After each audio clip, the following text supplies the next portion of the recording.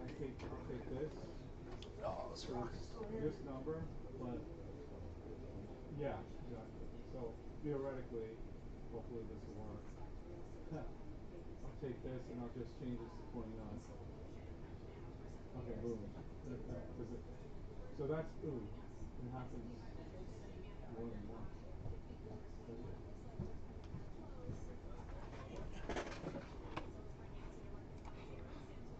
Okay, it happens a couple of times, right? Because there are different types of reports. So I should be live streaming, but yeah, usually it so shows the image what I here, want to do next, and it's not right now. You can see how this is so big. Yeah. Take that, everything that has that. Boom. All There right. might be You're live. maybe a fancy Thanks. search function where you could just find all of them at one time. I don't know. I'm not sure, but that's the exercise. So. All right. Good afternoon, everybody. Okay. Yeah, and then so let me just try and finish this up. So. Hope you're all doing well. Orders, file, and I'll put it here. I'll just say orders. Oh man, what a day! What a day. Let's jump in. I'm an associate member of T3 Trading Group, which is an SEC registered broker dealer and member of FINRA SIPC. All of my trades are placed through T3 Trading Group. You should carefully consider whether trading is suitable for you in light of your own financial condition. The position disclosure, I have a very small position in TQQQ short. Yeah, it's pretty small. I was decently big at one point intraday, but I covered almost all of it into the down move that we had after the press conference ended. And I do actually have some IWM puts that expire tomorrow for $204. I had some QQQ puts as well, but I got out. I stopped myself out of them. I took a small loss in them. I figured that the TQQQ short position and the IWM puts was more than enough insurance that I needed. I did pretty well with the TQQQ short intraday. So that's the position disclosure. Let's talk about what happened today. All right, so here at the end of the day, including any after-hours move, which there hasn't really been one, the SPYs are up 0.8%. The Qs are up 1.25%, though they're down a little bit from their closing price. And the IWM is up 1.6%. It looks like it's up about 5 or 10 cents from the close. So relative strength in the Russell, but I don't know. I'm not super excited about it, to be totally honest. TLT up 0.8%, but pretty much all this stuff is well off of its highs. Just turning that camera back on for the YouTube. So yeah, let's talk about it. So the market gapped up huge today. It was really exciting. The CPI number came in a little bit light across the board. It's pretty much, as far as I'm concerned, exactly what markets needed. On Friday, we had seen that jobs number. Was it Friday? Yeah, it was Friday. I'm losing my days of the week again. On Friday, we had seen that jobs number came in a little bit hot, and the SPYs and the Qs basically managed to ignore it, but the IWM, it was causing some problems, and we broke down a little bit, though the market definitely did not trade as weak as you would initially expect. But the concern was really more on, oh boy, the jobs market is looking, strong again. It's beating expectations. It's not coming down as quickly as the Fed wants. That's probably not going to be good for inflation. And then we had an improvement in inflation this morning versus expectations. So, basically when you combine the Friday jobs number with this morning's CPI number, it seems to me to be pretty Goldilocks from an economy perspective. People are working, people are spending, but at the same time, inflation is coming down and improving a little bit. So, seemed pretty good. And this morning was really exciting. Just popping over to the small time frame, popping over to the pre-market chart here. The market just ripped at 8:30 on that number. Continued pre-market, opened up, continued it for 30 minutes after the market opened. We just really were ripping higher. The IWM, I think at one point was up like 3.25%. if I remember correctly, which is just like insanely impressive. And the IWM only finished up, by the way, 1.5%. It's still a nice return, but when you consider that the IWM lost more than half of its gain intraday, it becomes not as exciting. So, really exciting open. It caused the market, big picture, to open up decently extended. So the SPYs were in the no man's land zone, basically between $5 and $10 of extension. The Qs were opening in the no man's land zone and quickly hit the extreme extension zone of $10 plus away from the ADMA. And the IWM was not extended dramatically. It was moderately extended, but you got to keep in mind that it's moderately extended up above the ADMA when just yesterday it was modestly extended below the ADMA. So it's a very quick move in the IWM higher. It was really leading this morning as it should, and it got up to retest almost that like 207.50 to 208 resistance zone, which we have just said is so important. So to me, I thought this market was set up really well, and I mentioned in the morning meeting, normally I don't like buying this degree of extension in the marketplace, but I think that given the fact that the market technicals look so good into this number, especially for the S&P and the Qs, maybe not as much as the IWM, that and that the CPI came in light, that if we ever were going to see momentum that gets the market even more extended, it should be today. So whereas normally I don't really like buying a ton of stock at this degree of extension, I really felt that we could actually chase a little bit, chase cautiously, buy momentum trades, and just look for that momentum continuation. And in the beginning portion of the day, that worked really well. I mean, fantastic move here higher in the SPYs, fantastic move up in the IWM. Opening low in the market, it just never revisited it. We just opened and just continued regardless of which index that you're looking at. It was great. And then the Fed, I felt, really threw some cold water over it today, and I was surprised.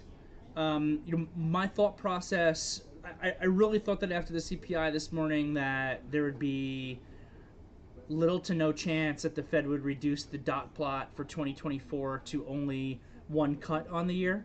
I thought it was a given that it was going to be 2 cuts. And to my surprise, they reduced it to 1 cut. And obviously, what you could say is that the Fed didn't know the CPI number this morning when they were, first kind of meeting and putting this all together. I would argue, based on past history, though, it seems like the Fed actually gets a look at these numbers maybe before the rest of the world does.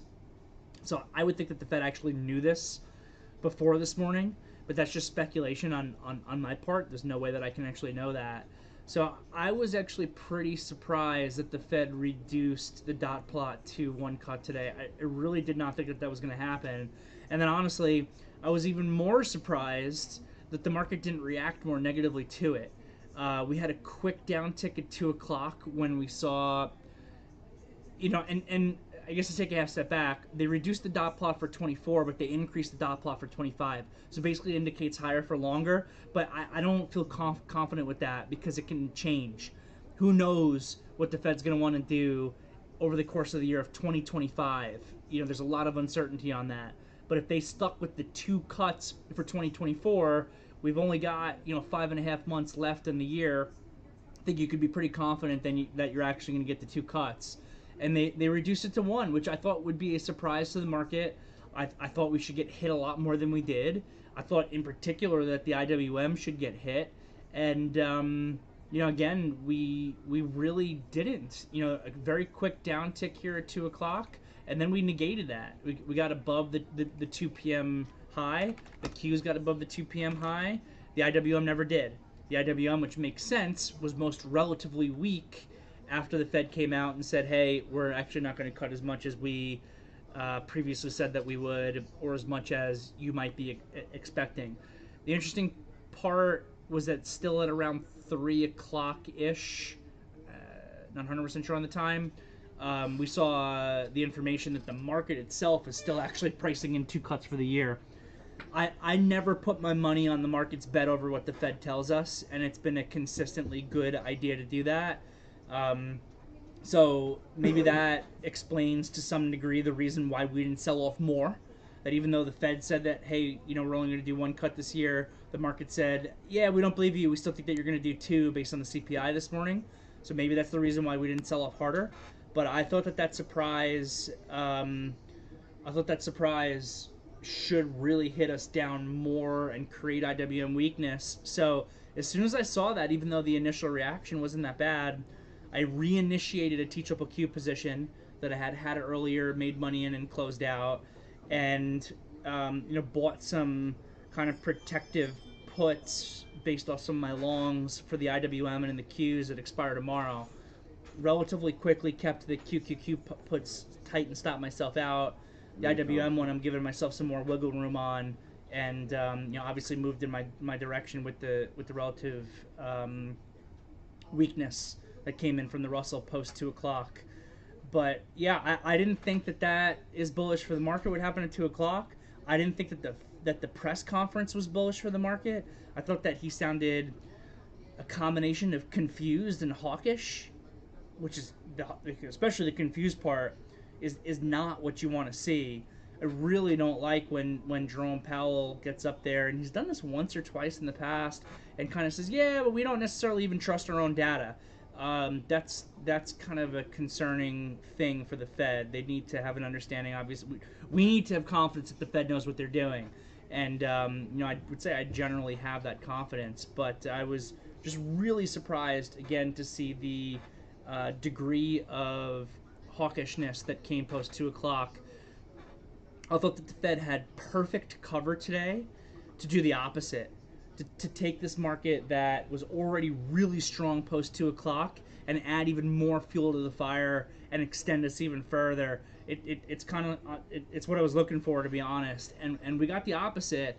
And my biggest surprise is that we actually weren't weaker. So we do know that sometimes the real move from the Fed comes the day after the Fed, which is tomorrow. So let's see. The day after a Fed day is oftentimes a trend day, oftentimes not always, but has a much higher probability of being a trend day than normally. A lot of times, post 2 p.m. on the Fed, the algorithms are going crazy. You got a bunch of volatility. The real money managers take the evening to consider things and then put their money to work the next day. So we could still have a bigger trend day for the markets tomorrow. Let's see if that happens or not.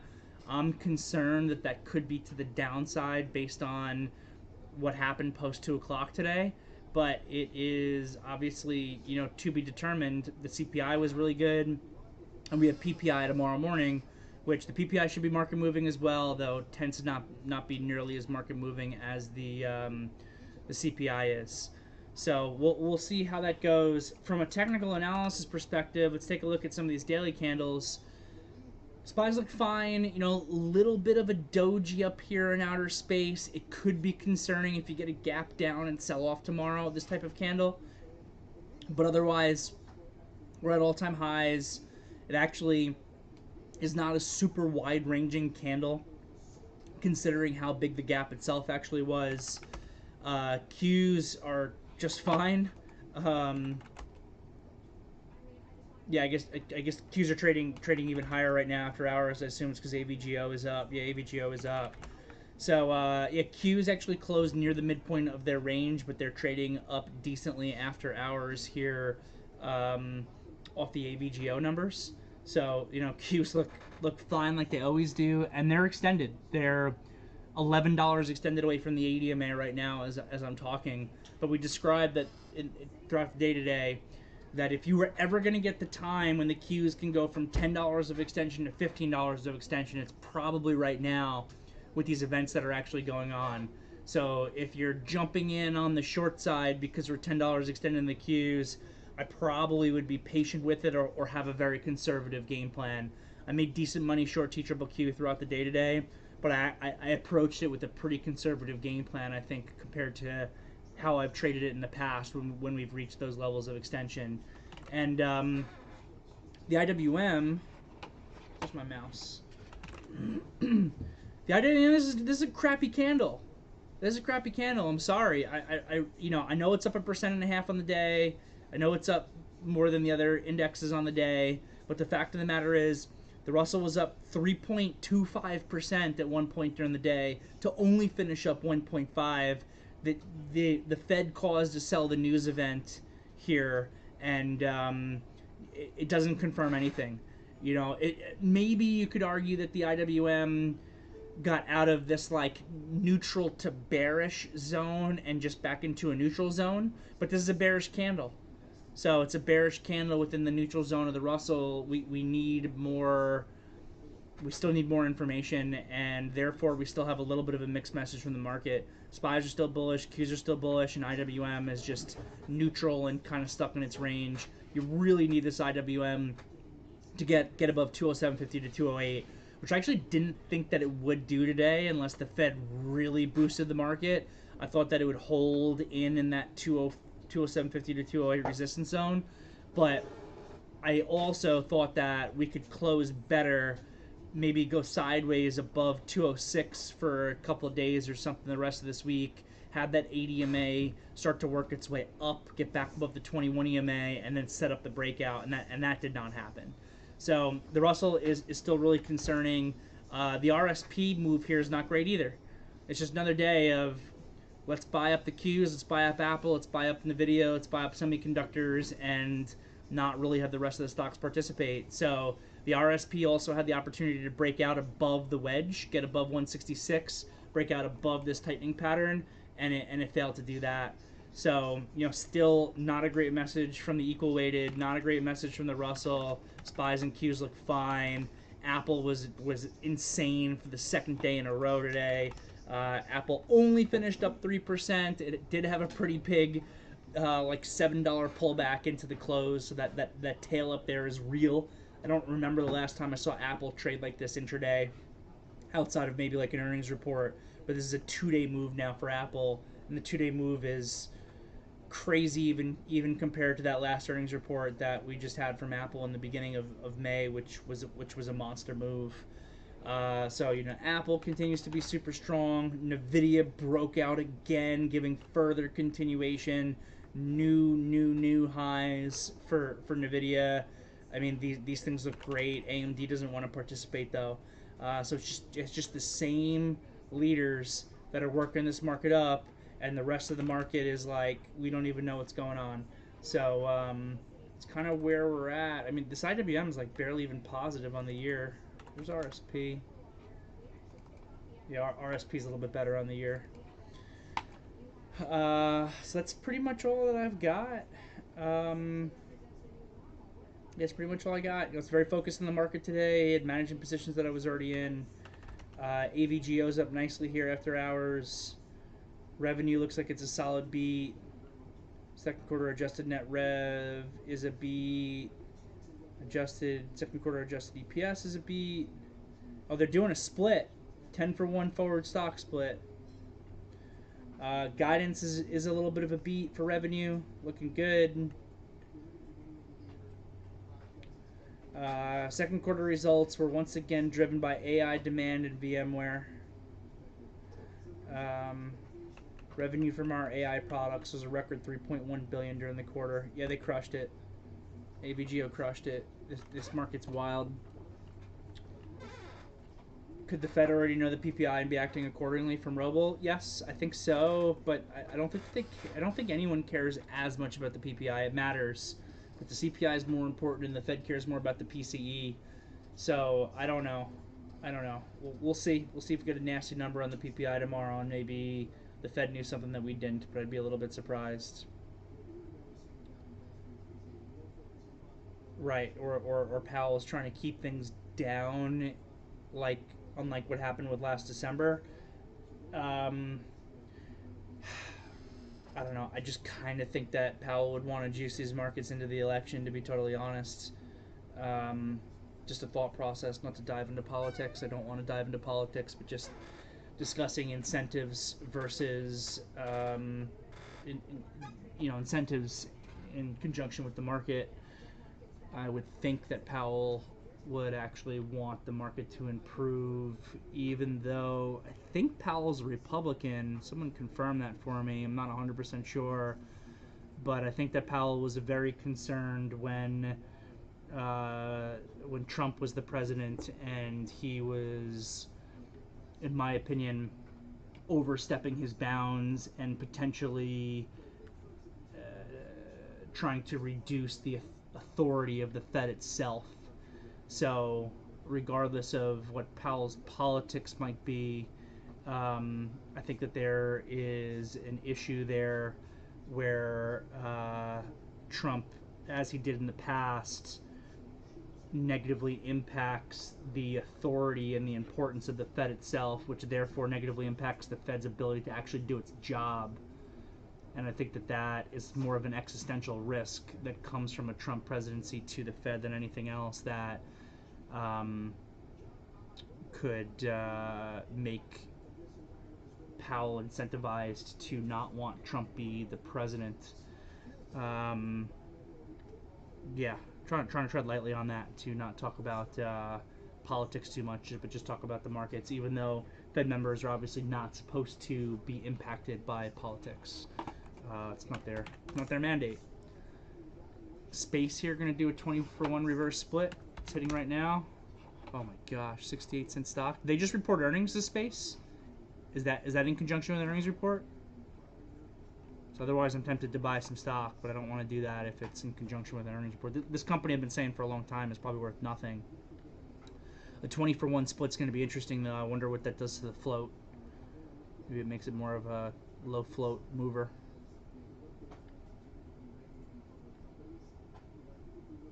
Don't see earnings. Interesting. Why is it down 20% today? Or I guess that's all after hours.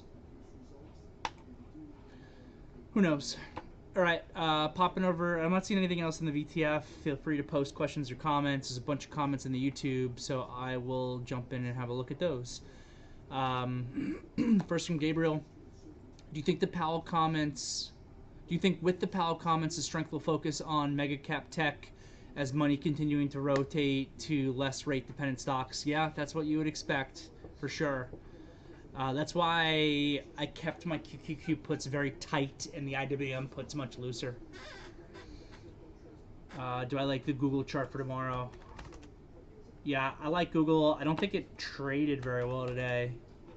I liked Google for today, and it didn't trade well. It didn't break out. It didn't continue through that 177.50 to 178 area the way that I wanted it to. But overall, I think this thing still looks good above that zone, so it's worth keeping an eye on. From Martin, big lots. Big, right? BIG. Big lots is shorted 49%. The RSI is below 30 on every time frame. Insiders are loading. They're loading up. That's interesting. It could be a big short squeeze. Sure. So, the one thing I would say that we need to keep in mind is a lot of the times, and I do this myself as a team, we look at these large short floats in stocks as a catalyst for potential squeezes and for potential big moves higher. With that said, we should also keep in mind that a lot of the times short sellers are smart money, right? They're not just the retail world, the 401k world. They're not putting shorts on. A lot of the times short floats are very high because the company is actually overvalued or heading towards bankruptcy and is worthless. So that's one thing that I would note to you right away. With that said, I do always want to pay attention whenever you can combine a positive technical or news catalyst with a high short float, because the flip side is, in the occasion in which the smart money is wrong and they're heavily short a stock and that stock moves higher, yeah, then you can create a really big short squeeze on things. So RSI below 30 on every time frame. Okay, I would actually like that to be a little bit lower. Insiders loading up is definitely interesting, and I haven't seen that, so I don't know if anybody in the VTF has access to insider buying and selling at their fingertips, where they can just take a look at big lots and we can see. But that definitely is interesting. If big is traded all the way down to $2.30 here, and the directors and managers of the company are trying to take a stand themselves because they think that there's a lot of value here. So that is notable, and if you could get that and combine it with a news catalyst or something like that, and you break this thing higher, it could create a short squeeze for sure. It's just a very broken chart also. This chart is absolutely broken. So if you're buying here, I almost feel like you're buying versus zero, and you're taking that same stand with those insiders. For me personally, I'm not ready to jump in on this thing versus a zero. I would want to see this thing start to actually break higher and get to a technical point that could create more of the squeezes. But I appreciate the information and the idea there, Martin. From Apex Joy, what's your view on UNH on the daily chart into the July earnings season? Very range bound. I don't trade these healthcare names too often, as I think you know. But look at this range. I don't like trading stocks that are in these big price congestion zones. This thing has been in a range and in a price congestion zone that it's still in since the end of 2021. So hard here to have a technical thought process on something that's so range bound. Hard to expect that it would break out of that range. Obviously, this name can move. I mean, look at the gaps that have happened in this thing. But I also don't know enough about the business to feel confident on like a fundamental perspective into an earnings report.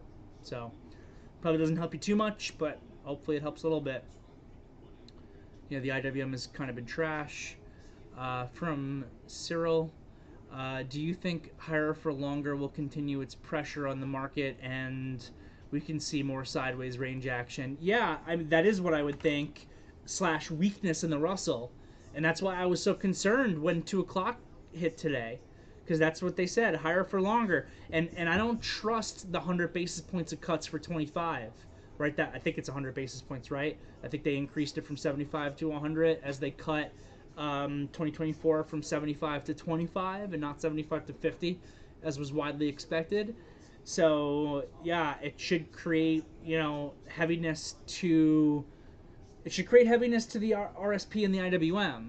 It's the same thing that we've spent a lot of time talking about how higher interest rates, about how higher interest rates actually, not only do they not negatively impact the mega cap tech stocks, but they actually benefit them, as long as it's not coupled with an economic slowdown, and we're not seeing an economic slowdown. I know that there's been a lot of economic numbers that have missed recently, but it's been more in like normalization than it has been a slowdown.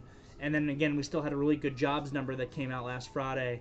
So if the consumer is able to still spend and they're still able to buy their iPhone, and at the same time Apple can enjoy higher interest rates on their plentiful cash for an even longer period of time, it just further benefits those companies.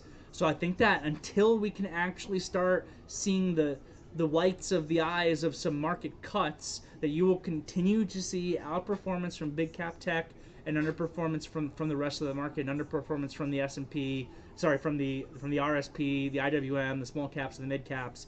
And to me, that's disappointing, because I actually thought that we were, your thought process has to constantly evolve. I thought that we were on the precipice of maybe seeing some IWM catch up, seeing maybe some of those beat up software growth stocks play a little bit of catch up and give a bigger balance. But I think in order to do that, they need to see some relief from interest rates. They got that with the CPI this morning. And that's why the IWM was up massive, and a lot of those stocks were up massive.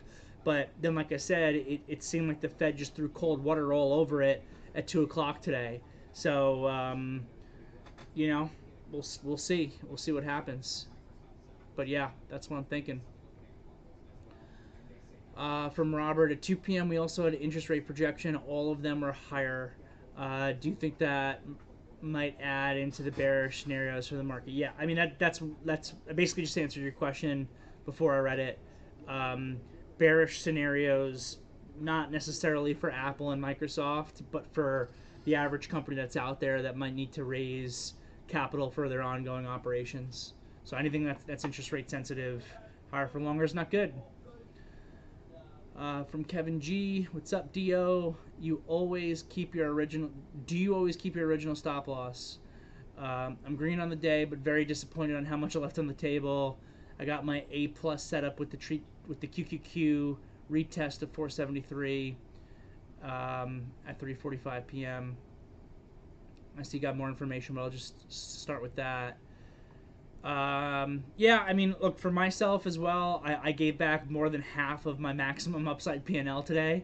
So, it's one of those days for me personally where it's like I look at my P&L, and if I just woke up and I knew and my P&L was this, I probably would be happy.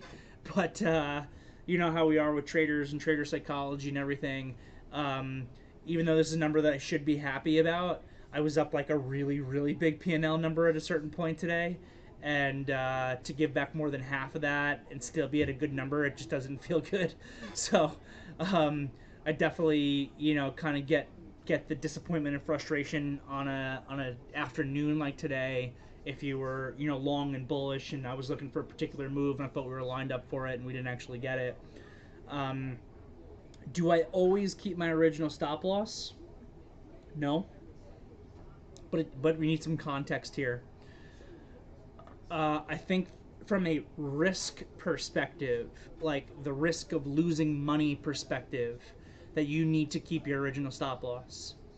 What is a terrible thing to do is to put on a trade, have your stop loss in, knowing that your stop loss will cost you $500, and then your trade is failing, and you're going to lose your $500, and then you cancel it, and then you make it $700, and you make it $1,000, you make it $2,000, and you just increase the risk and increase the loss on being wrong. That you can't do that. That's terrible risk management.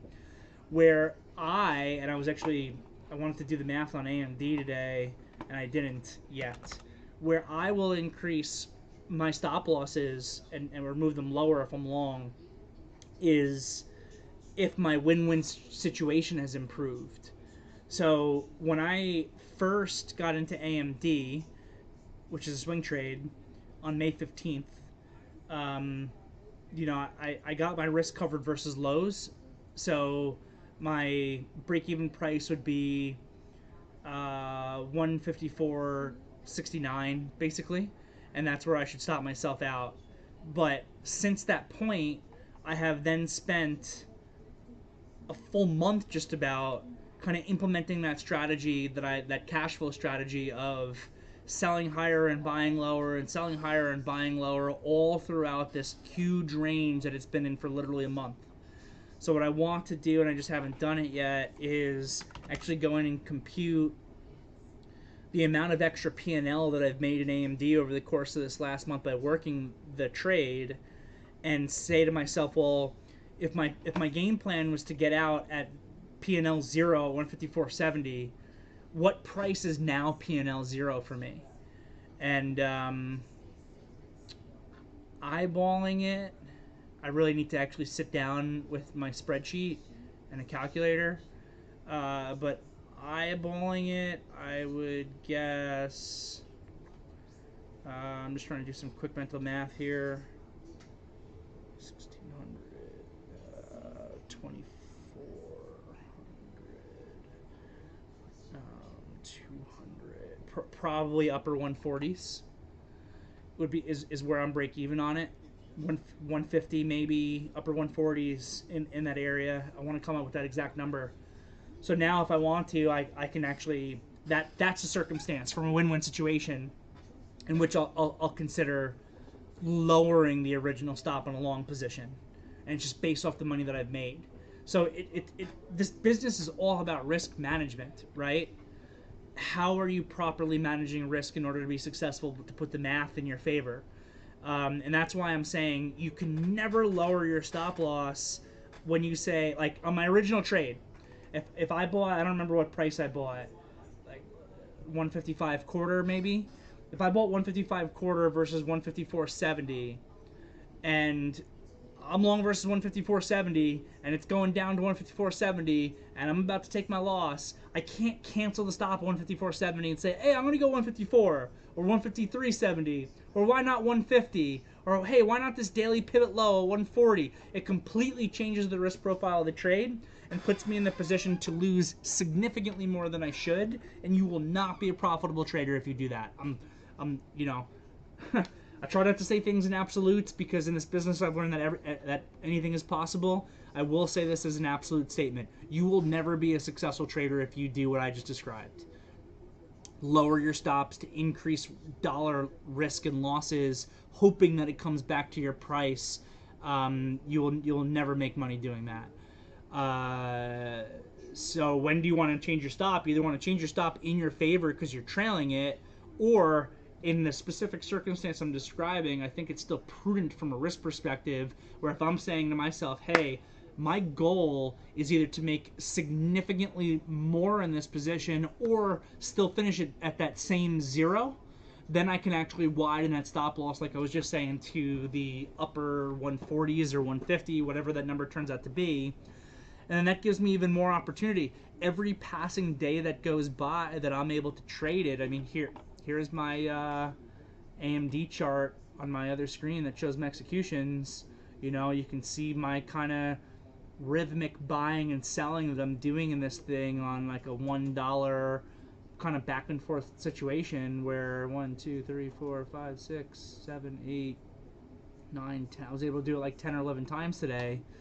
Every day that goes by, it puts more cash in my pocket where I could lower and lower that stop, you know, off of the zero mark if I want to maintain that. So I hope that helps. As soon as we started to move, I upped my stop to break even. I hate that. And of course we retraced and I was stopped out and the market continued in my direction. I've talked about this in the past. I'm happy to mention it again real quickly. A lot of traders implement this strategy where they buy a stock or a market or whatever, and then if it moves a little bit in their favor, they put their stop loss at their entry price. And if I'm not 100% sure that's what you're describing in your commentary, but if it is, I really don't like that approach, because you are trading the stock subjectively based on what matters to you, and not objectively based on what matters to the stock. You need to let the stock tell you what to do. You don't tell the stock what to do. Your stop losses need to be based on the information that the stock is providing, the objective information that the stock is providing. So you should have stop losses based on pivot lows or inflection points or ignition candles, things that actually matter to the market and not things that matter to you. When you raise your stop to just your break-even price, you are, like, to your starting entry price, you are begging to get stopped out of things that work. You're not giving it the right room. Operating on a fear mentality as opposed to what the market's telling you. Yeah, exactly. It's very important as traders that we are comfortable with the risk that we're putting on in every trade that we take. If you are not comfortable with the risk that you are putting on in your trades, then you're setting yourself up for failure, because you'll do that type of bad psychology is what creates bad trading habits. It's that psychology of being afraid of risk, of being afraid of being wrong, of being afraid of taking losses that lead you to put your stop at arbitrary prices, or to even do what I was talking about before, about saying, oh my god, I don't want to get stopped out of my idea and take a loss. Let me pull my stop. Let me, don't frown and average down and add to the position, and then take on 10 times the amount of risk that I was planning on taking, and then eventually be in a position where this one small bad trade could blow up my entire account. And you can't do that. That all stems off of bad psychology. It's very, very important as traders that we are comfortable and confident with the risk that we put on, comfortable and confident taking losses. Taking losses are something that you should, to some degree, welcome. Because you're like, all right, I had an opportunity here. It was a good opportunity. I put my risk on. This one didn't work out. I welcome the loss. I welcome the negative P&L. If you can train yourself to have that mental attitude, it will enable you to trade correctly, and trading correctly is what will actually breed consistent profitability. You're not going to be a consistently profitable trader by thinking that you can make money in every single trade that you put on. You'll be a consistently profitable trader by having the right thought processes and by trading correctly, consistently over time, and sometimes trading correctly means taking losses. Appreciate the questions and commentary, Kevin. From Apex Joy, the market has a good reason by discounting the Fed's words, since the same Fed said 3 cuts just at the end of last year, 6 months ago. Basically, the Fed's predictions over the 6-month time frame haven't been consistent. I agree and I disagree with you at the same time. I would say that, so while that's absolutely true, right? At a certain point, the Fed was saying that they were going to do 3 cuts. Now they've reduced it to 1. So the Fed is not always consistent in doing what they say that they're going to do. I would say, though, that the majority of the time over the course of this entire cycle of hikes to now approaching cuts, that for the majority of the time the Fed has been fairly consistent in doing what they said that they're going to do, versus the market expectations, which have been much more all over the place than the changes in what the Fed has done. So yeah, the Fed has changed here, and they got rid of 2 cuts that they were originally planning in their dot plot. But compare that to what the market has actually priced in over the course of the year. In the beginning of the year, the Fed said we're going to do 2 cuts, and the market priced in what, 7? Some crazy number like that. I don't even remember exactly what it was. And then just a few weeks ago, the market was pricing in 0. The market went from 7 to 0, as opposed to the Fed that went from 3 to 1. And now the market is pricing in 2 when the Fed is pricing in 1. If I got to choose between those, the margin of error has been much less for the Fed than it's been for the market. And I think that it's been a good general stance to assume that the Fed is going to do what they say that they're going to do, and recognizing that once in a while they won't, and once in a while they're going to have to adjust based on the data as it changes over time. So yeah, appreciate the commentary. AMD could be a nice day too. AMD's still stuck in this range. It's got to break out of the range. Holding and hoping from Kevin. Got through Kevin. From you, Vixie Bull. Question on that: if you trade a reversal and sell a very small amount, then why not place a stop loss at break even if it's below the pivot? So you can do that and you can lock in some profit for yourself in that case. But I think that it's the same answer. If you are trading, you're trading what's subjectively important to you and not what's objectively important to the market. And I think that as often as it saves you money by stopping you out at your entry price and then you make a little bit compared to being break even, as often as it does that, I think it'll cost you more money by allowing yourself to get shaken out of trades that shake out your entry price but don't shake out the appropriate stop loss and then work. That's my opinion. From Cyril, Derrick is teaching the trading wisdom. Overcoming bad psychology should be the goal, and doing the right thing no matter what. It is the hardest, and that's why few people can be successful traders. Yeah, so I agree with your commentary, and we probably don't spend enough time talking about the market psychology aspect of it, so I love when you guys bring this stuff up so that we can review it as a team. When you're a new trader, when you're first starting out, when you're in your first year, maybe even 2 years, you're going through like a very large mechanical learning curve of learning charts and execution and tapes and trade setups and risk reward and all that stuff. But after you've been doing this for a couple of years, you've gotten through, on the one hand, the learning curve never ends. I'm still learning new things all the time with my own trading, but it becomes much less steep. And after you get through that initial larger portion of learning curve, I really think that this business, for the vast majority of participants, your success is really dependent more on your ability to properly approach the psychology than it is to do anything else. Because most of the mistakes that we make as traders that lead to us not being successful do come from bad trading psychology. They come from all the stuff that we talked about.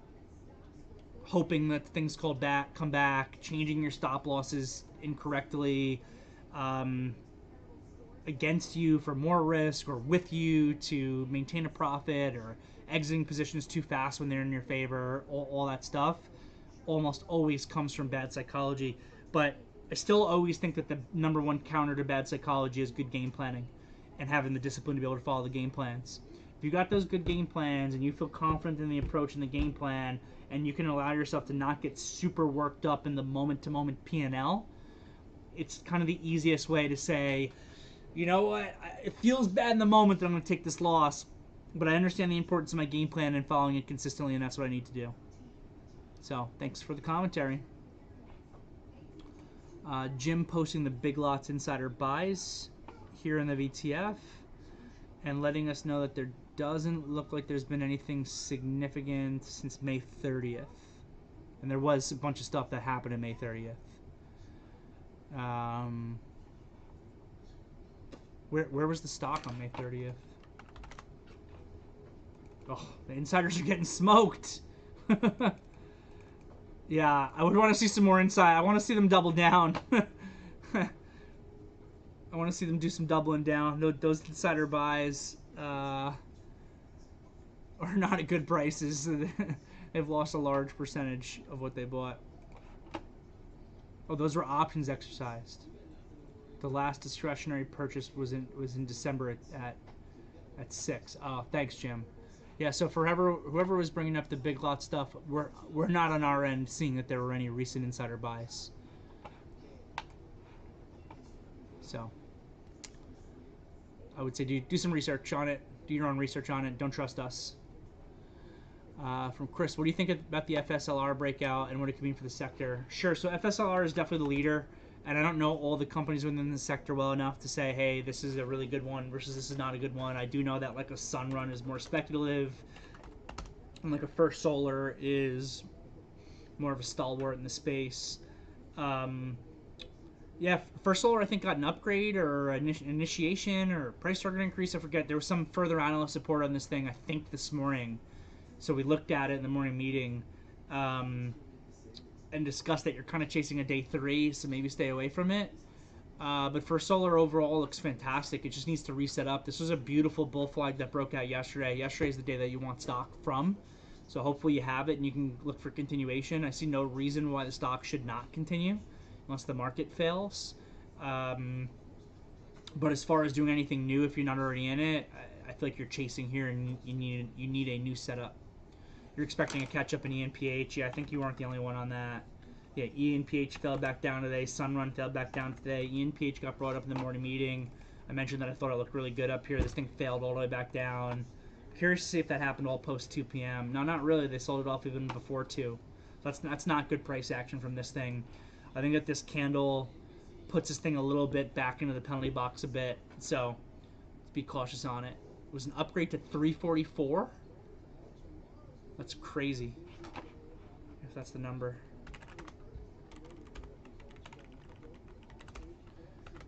All right.